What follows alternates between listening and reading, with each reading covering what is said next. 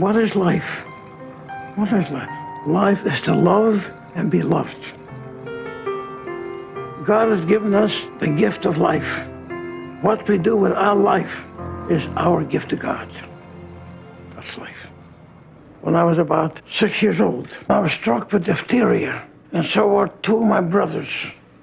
My mother was waiting outside for us to die. In those days, when you contracted diphtheria, there was no choice but death. I got up in the middle of the night while she was sitting and waiting, and I shouted, water, Wasser, Wasser. Why did I get up and why did I shout for water, water? And they didn't. If they'd done the same thing, they probably would have survived too, but they didn't. I attribute that to God's will for me to live. My father left for the United States in 1908. At the end of 3 years, my father had accumulated sufficient money, and he became a builder. My father was a very hard worker, and whatever he made was a little amount of money at a time. My father got cancer of the esophagus. He was asked to go to the hospital. Third morning when I got there, he was dead. They told me he died. Finally, when I got to, oh my God, here I am, the head of the family, and the only one who can support the family. So I supported my sister and my mother for the rest of their lives. In Lakewood, I met my future wife. She was very pretty, and I fell in love with her. We had tremendous weddings. And I invited my family and her family, and we danced, and it was a happy occasion. And we were married. Everybody's been knowing to a wedding they're going, and for weeks they've been sewing. I come to the conclusion that Washington is the place to come to because a lot of people were moving to Washington, and that's where they were getting loans from Federal Housing Administration. Before going back home, I saw an ad in the paper, Waverly Taylor, looking for a building superintendent. I said, oh my God, I was right down my alley. I said, how much is the pay? He said, the pay is $75 a week. I said, I will not wait for less than $150 a week. He said, why should I hire you for $150 when I can get all the people that you saw when you come here for an interview for $75? I said, if you hire them for $75, you'll get $75 worth. If you hire me for $150, you'll get $250 worth.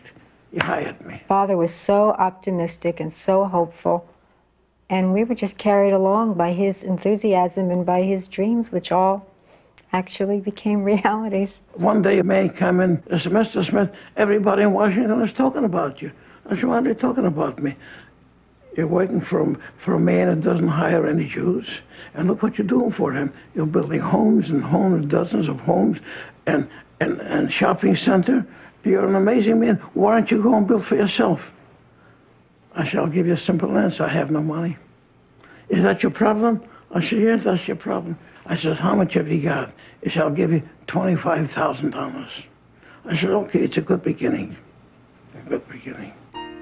My grandfather started building houses throughout the area, and by the late 40s he had made enough money to build a home for his family, and that also meant that he could spend more time with them. I had a dream one day. There was a building under construction, and there was a scaffold on about the 4th floor, and bricklayers sitting on the scaffold and laying brick. 2 days later, I get the same dream over again. I said, oh boy, God has given me a message. I've got to figure out what that message is and do it. So for several days, I kept thinking and thinking and thinking. Finally, I come up with the answer. God is telling me, Charlie Smith, you made all the money you need. From now on, stop building. Stop building and dedicate yourself to other pursuits, something worthwhile, meaningful. That's the way I interpret it. A couple of days later, I was having lunch with Bob Smith and Bob Cogart. I said, fellows, as of tomorrow, I says, I quit. I turn over the whole business to you. The community has been very good to me. As a result of the community, I made a lot of money here. I owe the community a sense of obligation. That was the end. I retired, and they took over the business. As I watched him over the years, I'm always reminded of two sayings from the Talmud. One, al tifaresh me'atzibur, which means do not separate yourself from the community. And the second, which goes something like, he who really cares for the community is doing God's work. Having seen Charlie at work, this is how he lives. He lives his beliefs. My grandfather has earned the respect and love of his family and his friends and the community. The reason why he's lived so long and so well is because he's always trying to figure out ways to help other people, and that continues. I had my second bar mitzvah when I was 83. I'm looking for my third bar mitzvah, which is scheduled for when I'm 96. Better than you've ever loved. What is life? Life is to love and be loved. If you love and you are loved for the good actions and for the kindness, you continue living.